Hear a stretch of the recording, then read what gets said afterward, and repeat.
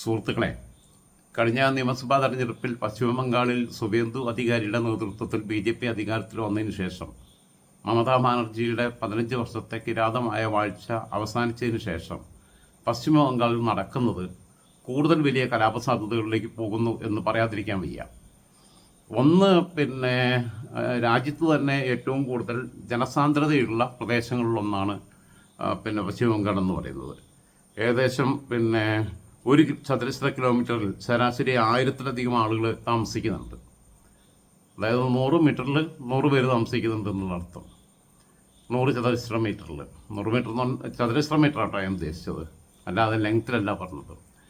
അപ്പോൾ അത്ര കണ്ട് ജനസാന്ദ്രതയുള്ള പോപ്പുലേഷൻ ഡെൻസിറ്റി ഉള്ള ആ നാട്ടിൽ ബംഗാളികളെക്കാൾ കൂടുതൽ ബംഗ്ലാദേശികൾ നുഴഞ്ഞു കയറിയിട്ടുണ്ട് എന്നുള്ളത് യാഥാർത്ഥ്യമാണ്. ഇപ്പോൾ ഈ തെരഞ്ഞെടുപ്പിന് ശേഷം ഞാൻ തന്നെ സ്ഥിരമായി മുടിവെട്ടാൻ പോയിക്കൊണ്ടിരുന്ന കടയുണ്ടായിരുന്നു. ആ പയ്യനൊന്നും പോയിട്ട് വന്നിട്ടില്ല. ഞാൻ അതിൻ്റെ ഇടയ്ക്ക് ഒരു പ്രാവശ്യം വിളിച്ചു, അവിടെ ഉണ്ടോയെന്ന് അറിയാൻ വേണ്ടി. भाई मैं वापस आया नहीं है, अब इधर बहुत अच्छा है, इधर सब कुछ ठंडा है, इधर कुछ मुश्किल नहीं है, इधर हमको इधर ही काम करके देख सकता है എന്നാണ് പറഞ്ഞത്. കാരണം അവിടെ ഇപ്പോൾ കംഫർട്ടബിളായി, അവർക്ക് സുരക്ഷിതത്വ ബോധം കിട്ടിയിട്ടുണ്ട്.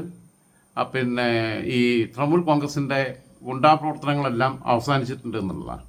പശ്ചിമ ബംഗാളിൻ്റെ ചരിത്രം എടുത്ത് പരിശോധിക്കുമ്പോൾ അവിടുത്തെ ഗുണ്ടാ പ്രവർത്തനങ്ങളെന്ന് പറഞ്ഞു കഴിഞ്ഞാൽ ഏറ്റവും കൂടുതൽ തുടങ്ങിയത് സിദ്ധാർത്ഥ ശങ്കർ റേയുടെ കാലഘട്ടത്തിലാണ്.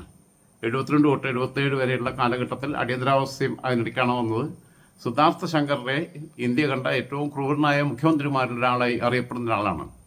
അന്ന് ഇന്ദിരാഗാന്ധിയുടെ സമയമാണ്. അന്ന് സിദ്ധാർത്ഥ ശങ്കർ റേയുടെ തേർവാഴ്ചയായിരുന്നു. അങ്ങനെയാണ് 77-ൽ സിദ്ധാർത്ഥ ശങ്കർ റേയെ അട്ടിമറിച്ചുകൊണ്ട് ജ്യോതി ബസു മുഖ്യമന്ത്രിയായിട്ട് വരുന്നത്. ജ്യോതി ബസു ഏകദേശം 77 തൊട്ട് 2000 വരെ 23 വർഷം ജ്യോതി ബസു അവിടെ മുഖ്യമന്ത്രിയായി. അതിനുശേഷം ബുദ്ധദേവ് ഭട്ടാചാര്യ 2000 തൊട്ട് 2011 വരെ, അതായത് മൊത്തം 34 വർഷം CPM അവിടെ ഭരിച്ചു. എന്നാൽ 2011 മെയ് മാസത്തിൽ മമതാ ബാനർജി, പഴയ യൂത്ത് കോൺഗ്രസിൻ്റെ സംസ്ഥാന അധ്യക്ഷയായിരുന്നു. അന്ന് റൈറ്റേഴ്സ് ബിൽഡിങ്ങിലേക്ക് അവർ നടത്തിയിട്ടുള്ള സമരം വളരെ പ്രശസ്തമായിരുന്നു, ഒക്കെ ഉണ്ടായിരുന്നു. അന്ന് CPM ഭരിക്കുന്ന സമയത്ത് CPMൻ്റെ ഭാഗത്ത് നിന്നും ഗുണ്ടായുസവും പിടിച്ചുപറിയും ഒക്കെ ഉണ്ടായിരുന്നു. എല്ലാം ഫത്വ പിരിക്കലും ആളുകളെ സംഘം ചേർന്ന് ആക്രമിക്കലും ഒക്കെ ഉണ്ടായിരുന്നു CPMൻ്റെ ഭാഗത്തു നിന്നും. അതുകൊണ്ടാണ് പിന്നീട് മമതാ ബാനർജി വന്നപ്പം CPMകാർക്ക് നിരത്തി തല്ലി കിട്ടാൻ തുടങ്ങിയത്. അങ്ങനെയാണ് നമുക്ക് കേരളത്തിൽ പൊറോട്ട യഥേഷ്ടം കിട്ടാൻ തുടങ്ങിയത്. പൊറോട്ട മാത്രമല്ല, പാനിപ്പൂരി, ബാക്കിയുള്ളത് ബംഗാളി വിഭവങ്ങൾ, ബംഗാളി മീൻകറി, ഈ ഉരുളക്കിഴങ്ങൊക്കെ ഇട്ടിട്ടുള്ള മീൻകറി, ഇങ്ങനെയുള്ള സാധനങ്ങളൊക്കെ ബംഗാളി കടകൾ, ബംഗാളി ധാബകൾ ഒരുപാട് നമ്മുടെ കേരളത്തിൽ ഉണ്ടാകുന്നത് ആ ഒരു സാഹചര്യത്തിലാണ്. പക്ഷേ ഇപ്പോൾ ഉള്ള സ്ഥിതി എന്താണെന്ന് വെച്ച് കഴിഞ്ഞാൽ തൃണമൂൽ കോൺഗ്രസ്സുകാരെ എവിടെ കണ്ടാലും അടിക്കുക. സുവേന്ദു അധികാരി അധികാരത്തിൽ കയറിയതിന് ശേഷം ആദ്യം തന്നെ മമതാ ബാനർജിയുടെ മരുമകൻ അഭിഷേക് ബാനർജിക്ക് അടികിട്ടി അല്ലേ? ഇത്തവണ മമത അധികാരത്തിൽ വന്നിരുന്നെങ്കിൽ മമത മാറി നിന്ന് അഭിഷേക് ബാനർജിയെ മുഖ്യമന്ത്രിയാക്കാൻ തീരുമാനിച്ചിരുന്നതാണ്. അങ്ങനെ നിയുക്ത മുഖ്യമന്ത്രി എന്ന് ഇലക്ഷൻ റിസൾട്ട് വരുന്നത് വരെ കണക്കൂട്ടി നിന്ന ആളെയാണ് നാട്ടുകാർ തെരുവിലിട്ട് കൈകാര്യം ചെയ്തത്, ഓക്കി വിളിച്ചത്. കേരളത്തിൽ നടക്കുന്നത് തമിഴ്നാട്ടിൽ ഇടക്കാലത്തുണ്ടായിരുന്നു. ജയലളിതയും കരുണാനിധിയും തമ്മിൽ ഈ കോട്ടികളി ഉണ്ടായിരുന്നു, രണ്ടുപേരും തമ്മിൽ ശത്രുതാപരമായ നിലപാട്. പക്ഷെ കർണാടകയിൽ അങ്ങനെ ഉണ്ടായിട്ടില്ല. സിദ്ധരാമയ്യ ആണെങ്കിലും DK ശിവകുമാർ ആണെങ്കിലും അതിനു മുമ്പ് HD കുമാരസ്വാമി ആണെങ്കിലും ദേവഗൌഡ ആണെങ്കിലും ഒക്കെ വന്നപ്പോൾ അങ്ങനത്തെ പ്രശ്നങ്ങൾ ഉണ്ടായിട്ടില്ല. ആന്ധ്രയിൽ ഇടക്കാലത്ത് ജഗൻമോഹൻ റെഡ്ഡി വന്ന സമയത്ത് ചില പ്രശ്നങ്ങളൊക്കെ ഉണ്ടായിരുന്നു. ചന്ദ്രബാബു നായിഡുവിനെ ലോക്ക് ചെയ്യാനുള്ള ശ്രമങ്ങളൊക്കെ നടത്തിയിരുന്നു. പക്ഷേ ജഗൻമോഹൻ റെഡ്ഡിയുടെ പിതാവ് YS രാജശേഖർ റെഡ്ഡി മുഖ്യമന്ത്രിയായിരുന്നപ്പോൾ ഏറ്റവും മാതൃകാപരമായ പ്രവർത്തനം കാഴ്ചവെച്ചിട്ടുള്ള ആളാണ്. ഇപ്പോഴുള്ള പ്രശ്നം എന്താണെന്ന് വെച്ച് കഴിഞ്ഞാൽ അവിടെയുള്ള തൃണമൂൽ കോൺഗ്രസ്സുകാർ മുഴുവൻ ഇപ്പോൾ വളർന്ന് നാടുവിട്ടുകൊണ്ടിരിക്കുക. കുറേ ബംഗ്ലാദേശികളാണ്, അവർ ബംഗാളിലേക്ക് അതിർത്തി കടന്ന് പോയിക്കൊണ്ടിരിക്കുന്നുണ്ട്. പിന്നെ കേരളത്തിലേക്ക് ഇപ്പോൾ ബംഗാളിൽ നിന്ന് വരുന്നത് തൃണമൂൽ കോൺഗ്രസ്സുകാരാണ്. കാരണം അവർക്ക് നാട്ടിൽ നിൽക്കാൻ വയ്യ. കാരണം അവർ പണ്ട് കൊടുത്തതൊക്കെ ഇപ്പോൾ തിരിച്ചു കിട്ടിക്കൊണ്ടിരിക്കുക. അപ്പോൾ ഭരണകൂടത്തിൻ്റെ സപ്പോർട്ടും ഇല്ല. അപ്പോൾ അതുകൊണ്ട് ശ്രദ്ധിക്കേണ്ടത് എന്താണെന്ന് വെച്ച് കഴിഞ്ഞാൽ ഈ പാർട്ടി ഓഫീസിൻ്റെയൊക്കെ CPMൻ്റെയും കോൺഗ്രസിൻ്റെയൊക്കെ ഓഫീസിൻ്റെ അടുത്ത് ഉള്ള ബംഗാളി ചായക്കടകളുണ്ടെങ്കിൽ ഇവൻ്റെയൊക്കെ ബാക്ക്ഗ്രൗണ്ട് അന്വേഷിക്കണം. ഇല്ലാന്നുണ്ടെങ്കിൽ ഇവൻ ചായക്കകത്തോളം കലക്കി തരും. കാരണം ഇവൻ അത്രയും ദേഷ്യമാണ്. BJPയോട് ദേഷ്യമാണ്, CPMനോട് ദേഷ്യമാണ്, കോൺഗ്രസിനോട് ദേഷ്യമാണ്. പക്ഷേ ഈ ഇലക്ഷൻ ശേഷം കോൺഗ്രസും BJPയും CPMും തമ്മിൽ വലിയ സംഘർഷങ്ങൾ അവിടെ ഉണ്ടായിട്ടില്ല എന്നതാണ് എടുത്തു കാണേണ്ടത്. ഇവർ 3 കൂട്ടരും മത്സരിച്ച് തൃണമൂൽ കോൺഗ്രസ്സുകാരെ എവിടെ കണ്ടാലും അടിക്കുക എന്നുള്ളതാണ്.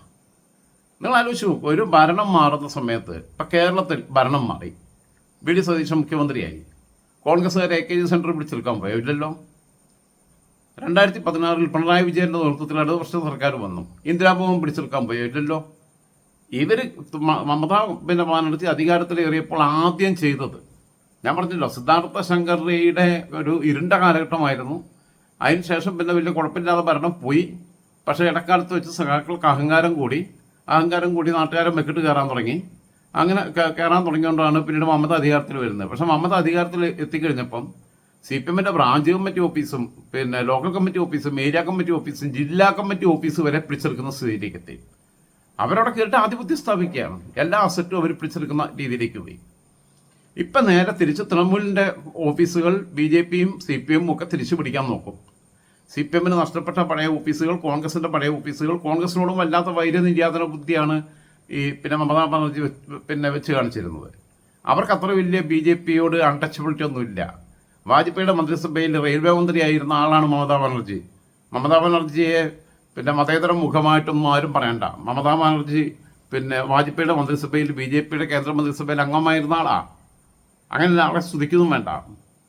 ഇപ്പം സുവേന്ദു അധികാരി മമതാ ബാനർജിയുടെ പഴയ വലങ്കയായിരുന്നു. പക്ഷേ അഭിഷേക് ബാനർജിയെ വളർത്തിക്കൊണ്ടുവരാൻ വേണ്ടിയിട്ടുള്ള ശ്രമം മമത തുടങ്ങിയപ്പോഴാണ് സുവേന്ദു അധികാരി BJPയിലേക്ക് പോയത്. കഴിഞ്ഞ തവണ പിന്നെ എന്താ പറയുക, കപ്പിലും ചുണ്ടിനും ഇടയ്ക്ക് ഭരണം നഷ്ടപ്പെട്ടു. ഇത്തവണ അവർ പിടിച്ചെടുത്തു. അതിന് മുമ്പത്തെ ലോക്സഭാ ഇലക്ഷനിലും ഒരു അത്യാവശ്യം നന്നായിട്ട് പിന്നെ പെർഫോമൻസ് കാഴ്ചവെച്ചിരുന്നു. ഇപ്പം CPMനും കോൺഗ്രസിനും അവർക്ക് വലിയ നേട്ടമൊന്നും ഉണ്ടാക്കാൻ പറ്റിയിട്ടില്ലെങ്കിലും ഞങ്ങൾ കോൺഗ്രസ്സുകാരാണ്, ഞങ്ങൾ CPMമാരാണെന്ന് പറഞ്ഞ് റോട്ടിൽ കൂടി നടക്കാൻ പറ്റുന്നുണ്ട്. അടി കിട്ടുന്നില്ല.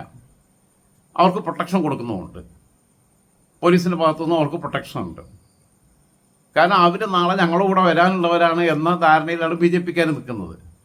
പക്ഷേ കമ്മ്യൂണിസവും കോൺഗ്രസ് ഗാന്ധിസവും ഒക്കെ രക്തത്തിൽ അലിഞ്ഞു ചേർന്ന ആളുകൾക്ക് അങ്ങനെ മാറാൻ പറ്റില്ല. അതാണ് അതിൻ്റെ യാഥാർത്ഥ്യം. എന്തായിരുന്നാലും പിന്നെ സിദ്ധാർത്ഥ ശങ്കറിക്ക് ശേഷം ജ്യോതി ബസുവിൻ്റെ കാലം, ബുദ്ധദേവ് ഭട്ടാചാര്യയുടെ കാലം, അതിനുശേഷം ഏറ്റവും കിരാതമായൊരു കാലം, സിദ്ധാർത്ഥ ശങ്കറിക്ക് ശേഷം കിരാതമായൊരു കാലമായിരുന്നു മമതാ ബാനർജിയുടേത്. അതിൽ യാതൊരു സംശയവുമില്ല. തമിഴ്നാട്ടിലെ കരുണാനിധിയും ജയലളിതയും തമ്മിൽ കരുണാനിധിയെ രാത്രി പിടിച്ച് അറസ്റ്റ് ചെയ്തുകൊണ്ടാണ് നോക്കിയതും അപ്പോൾ പുള്ളി കരയുന്നതും, ജയലളിത നിയമസഭയിലേക്ക് എത്തിയപ്പോൾ ജയലളിതയുടെ പിന്നെ സാരി വലിച്ചു കീർന്നു നോക്കാൻ നമ്മൾ കണ്ടിട്ടുണ്ട്.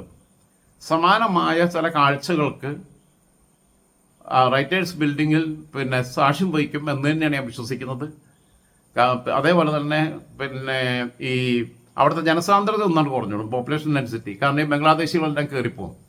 അതുപോലെ തന്നെ നമ്മുടെ നാട്ടിലേക്ക് ഇനി ജോലിക്ക് വരുന്ന ബംഗാളികളായിട്ടുള്ള ആളുകളുടെ അവരുടെ ആധാർ കൃത്യമായിട്ട് വെരിഫൈ ചെയ്യണം.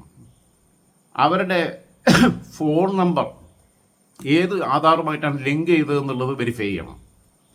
അതാത് പോലീസ് സ്റ്റേഷനുകളിൽ ഇപ്പോഴും അങ്ങനെ നിയമമുണ്ട്. പിന്നെ അന്യസംസ്ഥാന തൊഴിലാളികൾ വന്നു കഴിഞ്ഞാൽ പോലീസ് സ്റ്റേഷനിൽ റിപ്പോർട്ട് ചെയ്യണമെന്നുള്ള, ആരും റിപ്പോർട്ട് ചെയ്യാറൊന്നും ഇല്ലാന്നേ ഉള്ളൂ. എനിക്ക് ഇപ്പോൾ ഒരു ഫാം തുടങ്ങിയപ്പോൾ ഞാൻ ബീഹാറികളായ ആളുകളെ കൊണ്ടുവന്നപ്പോൾ ഞാൻ നേരെ സ്റ്റേഷനിലേക്ക് കൊണ്ടുപോയി. സ്റ്റേഷനിൽ ചെന്നപ്പോൾ ബഹുമാർ പറയ്ക്കുക. ഞാൻ പറഞ്ഞ ഒന്നും ചെയ്യാനല്ല, കുച്ച് ബി നയ്യേ പ്രൊസീജിയറേ എന്ന് പറഞ്ഞിട്ട് അങ്ങനെ പറഞ്ഞിട്ട് അവരെ ആശ്വസിപ്പിച്ചു. കാരണം ഇവരെ വേറെ കണ്ടപ്പോൾ എനിക്ക് സംശയം ഇവ നാട്ടിൽ വല്ല ക്രിമിനൽ കേസിനും പ്രതിയാണോ എന്നുള്ളത്. സ്റ്റേഷൻ്റെ ബോർഡ് കണ്ടോട് കൂടിയിട്ട് ഭായി ക്യോ ഇതറിലേക്ക് ആയെന്ന് ചോദിച്ച് ടെൻഷൻ അടിക്കാൻ തുടങ്ങി അവന്മാർ. രണ്ടുപേരെയാണ് കൊണ്ടുപോയത്. അപ്പം സ്റ്റേഷൻ്റെ പുറത്തൊരുത്തനെ, കാരണം 3 പേരും കൂടി വെച്ചിട്ട് വണ്ടി ഉള്ളിലേക്ക് കയറ്റാൻ പറ്റാത്തതുകൊണ്ട് സ്റ്റേഷൻ്റെ പുറത്തൊരുത്തനെ നിർത്തി നീ നടന്നു വരാൻ പറഞ്ഞു. മറ്റവനെ കൊണ്ടകത്തേക്ക് കയറി. അങ്ങനെയുണ്ടായത്. അത് ചെയ്യേണ്ടതാണ്. കാരണം ഇവരുടെയൊക്കെ ബാക്ക്ഗ്രൗണ്ട് എന്താണെന്നുള്ളത് അറിയേണ്ടതാണ്. പ്രത്യേകിച്ചും ഈ ആസാമിൽ നിന്നും പിന്നെ ബംഗാളിൽ നിന്നും വരുന്നവരിൽ ബംഗ്ലാദേശികൾ നുഴഞ്ഞു കയറിയവരുണ്ട്, രോഹിംഗ്യൻസ് നുഴഞ്ഞു കയറിയവരുണ്ട്. അവരെല്ലാം ക്രിമിനൽ മൈൻഡുള്ളവരാണ്. മാത്രമല്ല ഇവരുടെ വോട്ടർ ID കൂടി ചെക്ക് ചെയ്യണം. ഇവർ SIRൽ റിമൂവ് ചെയ്യപ്പെട്ടിട്ടുണ്ടോ? സൈറ്റിൽ കയറി നോക്കിയാൽ മതിയല്ലോ. അവർ ആധാർ നമ്പർ, അവരുടെ ഫോൺ നമ്പറും വെച്ചിട്ട് സുഖമായിട്ട് കണ്ടുപിടിക്കാം. അങ്ങനെയുള്ള കൃത്യമായ വെരിഫിക്കേഷൻ നടത്താതെ ഇങ്ങനെയുള്ള ആളുകളെ ജോലിക്ക് ഏൽപ്പിച്ചിട്ടുണ്ടെങ്കിൽ ഇവിടെ വല്ല ഭക്ഷ്യവിഷബാധ ഉണ്ടാവാൻ വരെ സാധ്യതയുണ്ട്. എന്തായിരുന്നാലും 10-15 കൊല്ലം അവരവിടെ ആഘോഷിച്ചു. ആ 15 കൊല്ലം നാട്ടിലേക്ക് 15 വർഷത്തിനിടയിൽ നാട്ടിലൊരു പ്രാവശ്യം പോലും പോകാതിരുന്ന ആളുകൾ മുഴുവനാണ് ഇപ്പോൾ നാട്ടിലേക്ക് പോയിട്ടുള്ളത്. ഇവിടുന്ന് ഇവിടെ കിട്ടുന്ന ചെറിയ കടയും വരുമാനം ഒക്കെ ഉപേക്ഷിച്ചിട്ട് ഇനിയുള്ള കാലം ബംഗാളിൽ പോയി താമസിക്കാമെന്നാണ് പോയിട്ടുള്ളത്. പക്ഷേ എന്തായിരുന്നാലും CPMും കോൺഗ്രസും സേഫായിട്ടാണ് ഇപ്പോൾ നിൽക്കുന്നത്.